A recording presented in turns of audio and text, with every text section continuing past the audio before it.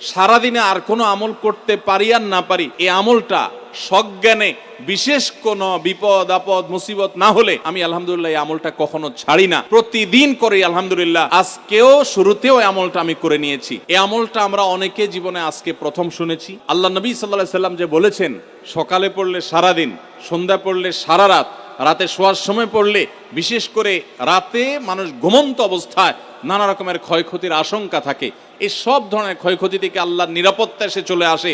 আল্লাহ তার হেফাজতে জিম্মাদারি নিয়ে নেন, দায়িত্বশীল হয়ে যান, সবকিছু থেকে যথেষ্ট, সবকিছু থেকে আল্লাহ তাআলা তাকে নিরাপদ করে দেন। এই বিশ্বাস, এই ইয়াকিন নবী সাল্লাল্লাহু আলাইহি সাল্লামের কথার প্রতি আমাদের আছে না নাই?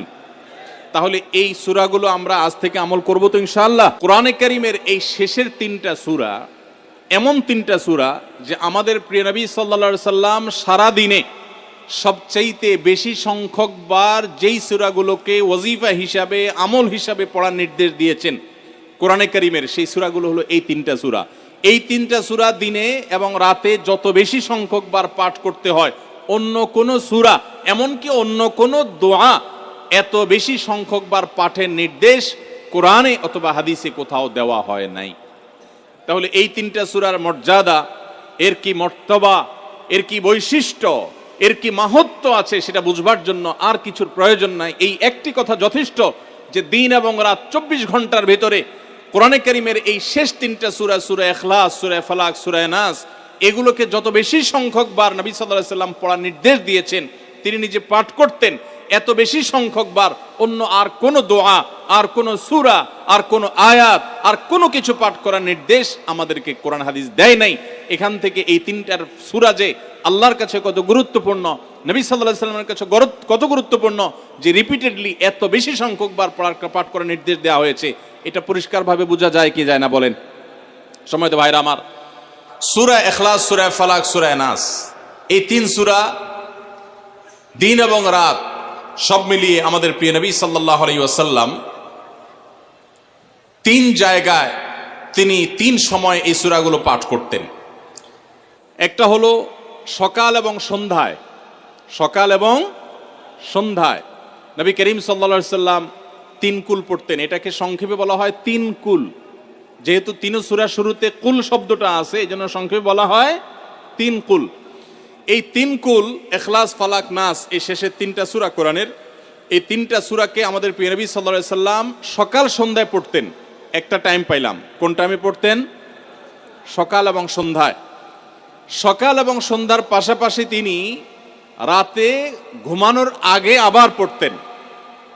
তাহলে দুইটা টাইম পাইলাম। আরেকটা টাইম হলো 5 ওয়াক্ত নামাজের পরেও তিনি পাঠ করতেন। তাহলে কয় টাইম হলো? 3 টাইম। 3 কুল পড়তে হয় প্রতিদিন, রাত পুরা 24 ঘন্টার মধ্যে কয় টাইম? 3 কুল 3 সময়ে পড়তে হয়।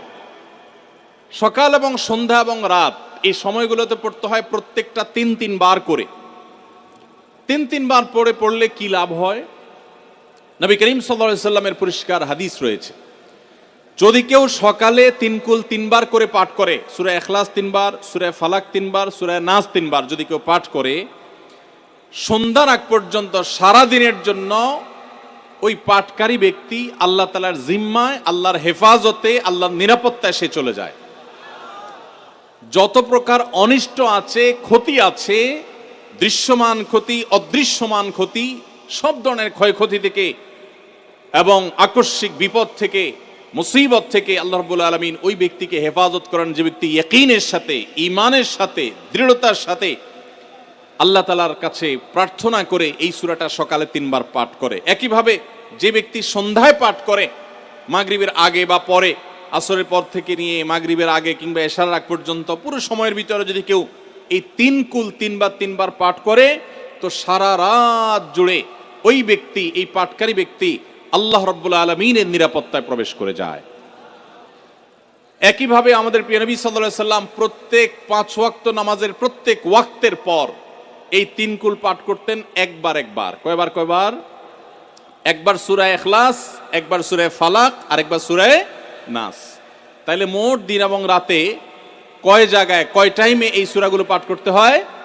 3 টাইম। একটা হলো সকাল সন্ধ্যায়, আরেকটা হলো রাতে শোয়ার আগে, আরেকটা হলো 5 ওয়াক্ত নামাজের 5 ওয়াক্ত নামাজের পরে একবার করে, একবার সূরা ইখলাস, একবার সূরা ফালাক, একবার সূরা নাস, ফজরের পরে, আবার যোহরের পরে, আবার আসরের পরে, আবার মাগরিবের পরে, আবার এশারের পরে।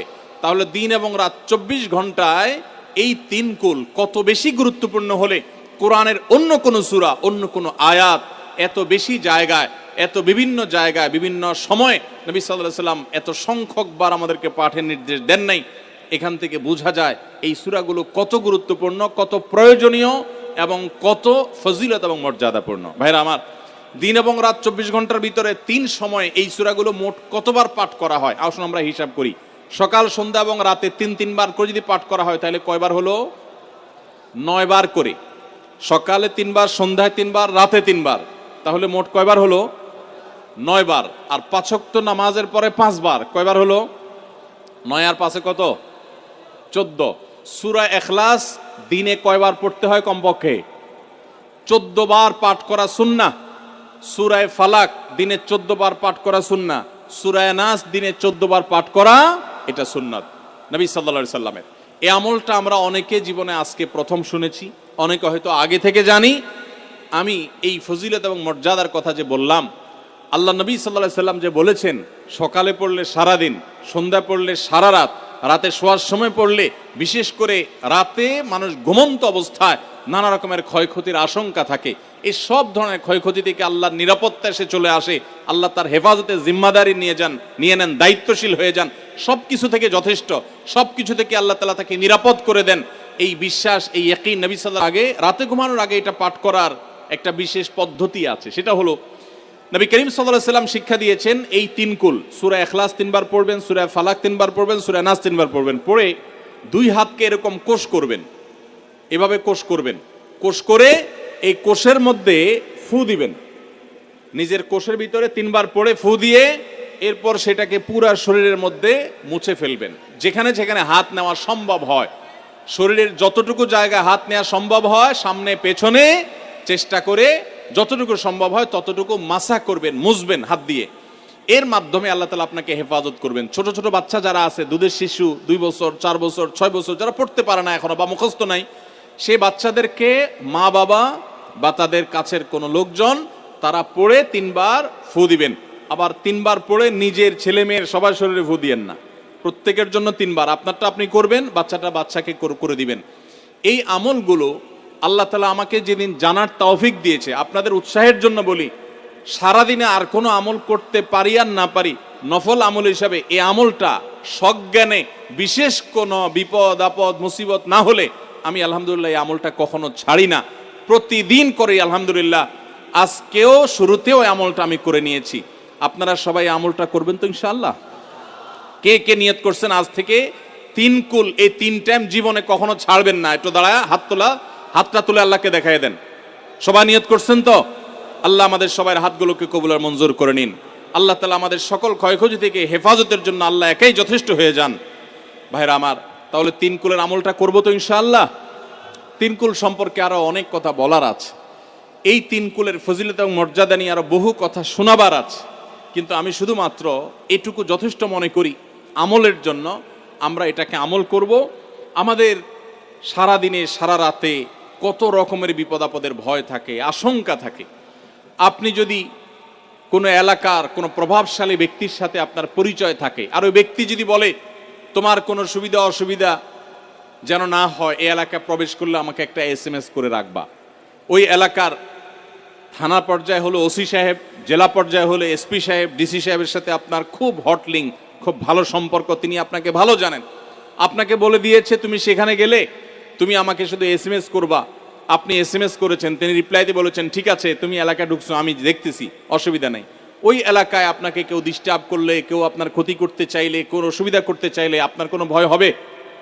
কারণ প্রশাসনের ব্যক্তিরা আপনাকে অভয় দিয়েছেন, তারা আপনার সাথে আছেন, তদারকি করছেন, আপনি নির্ভয় ফিল করবেন।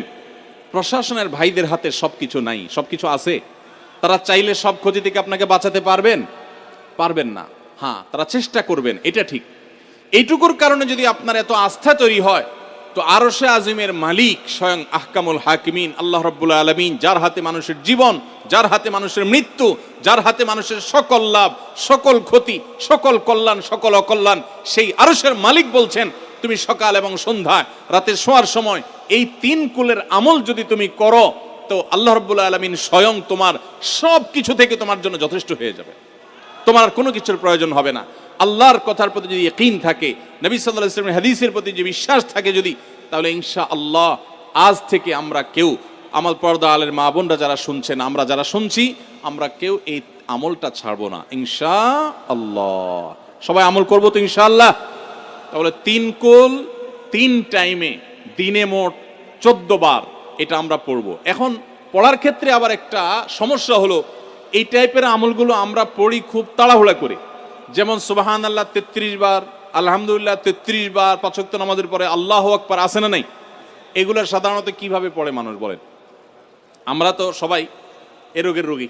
কিভাবে পড়ি আমরা বলেন? সুবহানাল্লাহ সুবহানাল্লাহ সুবহানাল্লাহ সুবহানাল্লাহ সুবহানাল্লাহ সুবহানাল্লাহ সুবহানাল্লাহ। আমি যদি এখন মেজো ভাইকে বলি, ভাই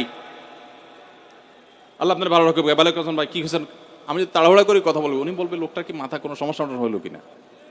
কারণ আমি একটা মানুষের সাথে যখন কথা বলবো, এমনকি ওনার প্রশংসা, সুবহানাল্লাহ মানে আল্লাহর পবিত্রতা বর্ণনা করা, এটা আলহামদুলিল্লাহ মানে আল্লাহর প্রশংসা করা।